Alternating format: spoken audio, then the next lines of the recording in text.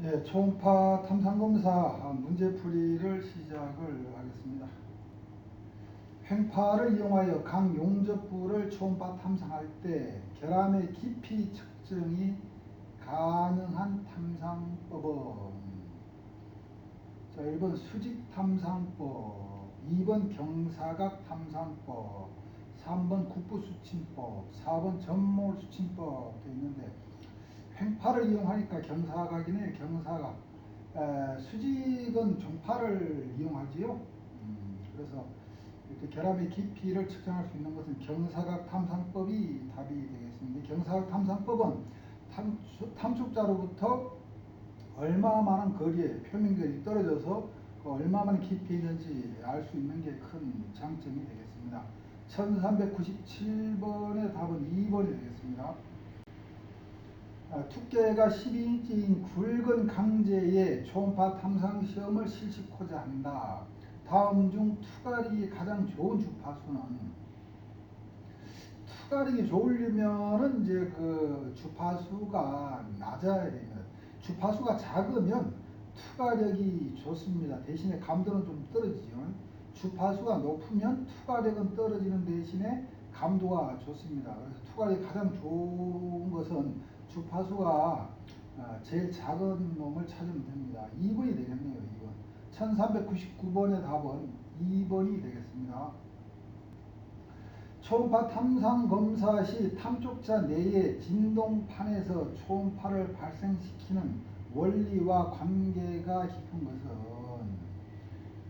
앞전 효과를 얘기하는 거죠. 앞전 효과. 앞전 효과. 앞전 효과란 말은 이제 기계적인 에너지를 전기적인 에너지화하고 전기적인 에너지를 기계적인 에너지화하는 것을 우리가 앞전 효과라고 합니다. 답은 1번이 되겠네요. 1400번의 답은 1번이 되겠습니다. 초음파 탐상 시험 중 투과법이 적용되는 주사 방법은 투과법. 1번 좌우주사, 2번 V주사, 3번 목돌림 주사, 4번 지그재그 주사. 투과법은 이제 탐촉자 두 개를 가지고 한다는 얘기입니다. 이탐법.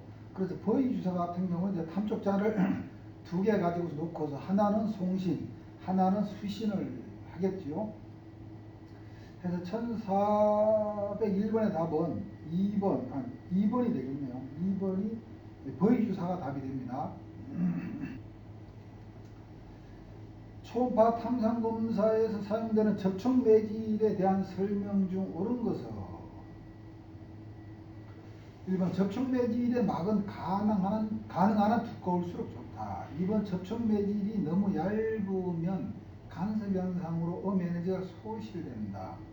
3번 접촉 매질의 음향 임피던스는 탐촉자의 음향 임피던스보다 커야 한다.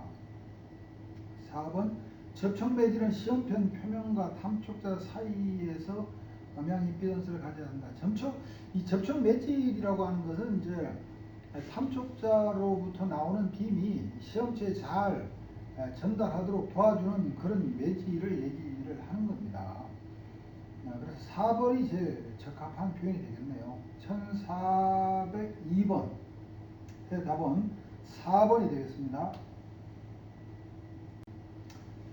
자, 초음파 탐상기의 성능 점검을 할 때 반드시 시행해야 하는 세 가지는 1번 분해능 감도 여유각 불감대, 2번 불감대 정폭 직선성 시간축 직선성, 3번 정폭 직선성 시간축의 직선성 감도 여유각, 4번 분해능 정폭의 직선성 시간축의 직선성. 4번입니다. 4번. 분해능과 정폭의 직선성, 시간축의 직선성 이런 것들의 성능 점검은 반드시 해야 됩니다. 그래서 1403번의 답은 4번이 되겠습니다. 경사각 탐촉자에 플라스틱 쐐기를 붙이는 가장 근본적인 이유는 1번 내 마모성을 좋게 하기 위해서, 2번 탐촉자를 견고하게 만들기 위해서, 3번 시험시 손에 쉽게 잡게 하기 위해서, 4번 초음파를 시험체의 경사지에 전달하기 위해서. 이거죠? 4번이죠. 그래서 그 탐촉자 영도에다가 플라스틱 쐐기를 이게 기울기를 달리해서 45도, 뭐 60도, 70도로 이 플라스틱 쐐기 웨지라고 그러죠. 이렇게 가공을 해서 영도에다가 붙여서 사용을 하면 됩니다. 그래서 가장 근본적인 이유는 경사지에 전달을 하기 위해서 쐐기를 부착을 하는 겁니다. 1404번의 답은 4번이 되겠습니다. 알루미늄에서 종파의 속도가 3130m/s일 때 파장의 크기가 0.63mm라면 진동수는 약 얼마인가? 라무다는 F분의 V지요. 라무다는. 근데 라무다는 F분의 V인데 F는 또 라무다분의 V가 되죠. V 이퀄 F 라무다. 그래서 F는 라무다분의 V입니다. 시계에 넣으면은 계산하면은 오메가가 나옵니다. 오메가. 1405번의 답은 4번이 되겠습니다. STB A1 표준 시험편에서 수직 탐촉자로 거리 교정을 하고 종파 속도가 5,500m/s인 검사체를 측정하니 빔 거리가 40mm로 측정이 되었다면 실제 검사체의 두께는 약 몇 mm인가? STB A1에서의 종파 속도는 5,900m/s이다. 자,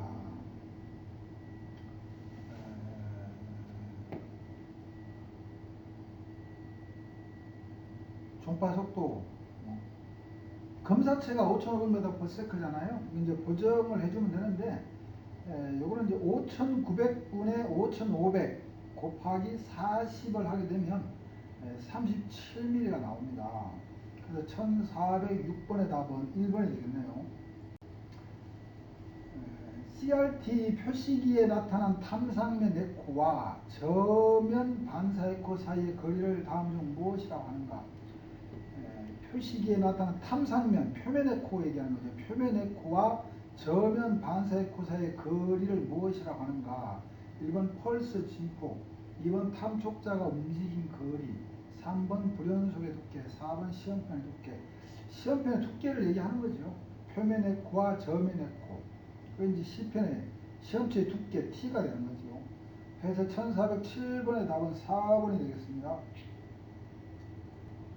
초음파 탐상 시험 시 시험체 면과 탐촉자 사이에 물과 같은 액체를 채워 일정 거리를 유지하면서 검사하는 방법은 수침법 얘기하는 거죠. 수침법은 이제 뭐 시험체하고 물 사이에 시험체와 탐촉자 사이에 물을 대는 거죠. 국부적인 수침법이 있고 뭐 전몰 수침법이 있고 그러죠. 그래서 1408번의 답은 2번 수침법을 얘기하는 겁니다. 초음파 탐상 장치에서 송신 펄스를 화면의 가장 왼쪽에 배치할 수 있으며 화면에 보이지 않던 에코를 작업자가 볼 수 있게 하는 기능, 이제 시그널 자체를 좌우로 움직이는 그런 그 스위치를 얘기하는 겁니다. 이게 소인지연 스위치 얘기하는 거죠. 소인지연. 그래서 1409번의 답은 3번 소인지연 손잡이를 얘기하고 있습니다. 20mm 두께의 맞대기 용접표를 굴절각 70도의 탐촉자로 탐상하여 스크린상의 75mm 거리에서 결함 지시가 나타났다. 이 결함의 깊이는 어떻게 되는가? 두께가 20mm라고 했습니다. 근데 스크린상에서 75mm 거리에서 멀리 떨어져서 이제 결함 지시가 나타났네요.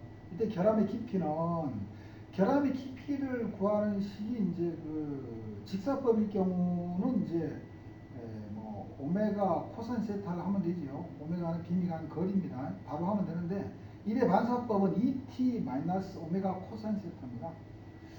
근데 이게 직사법인지 1의 반사법인지 안 나타났죠. 근데 보니까 0.5스키 빔 거리, 즉 1의 반사법 0.5스키 빔 거리를 구하는 식이 두께를 코사인 세타로 나누면 됩니다. 두께를 코사인 세타로 나누면 58mm 정도가 나와요. 0.5스키 빔 거리가. 근데 이제 결함이 75mm에 나타났다고 했잖아요. 그건 1의 반사법을 했다는 얘기입니다. 이게. 그래서 계량 깊이 구하는 식인데 ET 마이너스 오메가 코사인 세타가 됩니다. 그래서 원바운드 했다는 얘기예요. 그래서 풀면은 1410번의 답은 3번이 되겠습니다. 3번이 답입니다. 예. 자, 수정 탐촉자의 지름이 클수록 지향성은 어떻게 되는가? 수정 탐촉자 지름이 클수록 지향성 얘기하는 거지요. 이 지향성은 마찬가지로 그 식이 나오죠. 뭐 사인 세타는 1.2 곱하기 d분의 라무다라고 되어 있는데, 이것은 이제 그 탐촉자의 지름이 클수록 지향성은 예리해집니다. 1411번의 답은 1번이 되겠습니다. 자, 오늘은 여기까지 하겠습니다. 예, 감사합니다.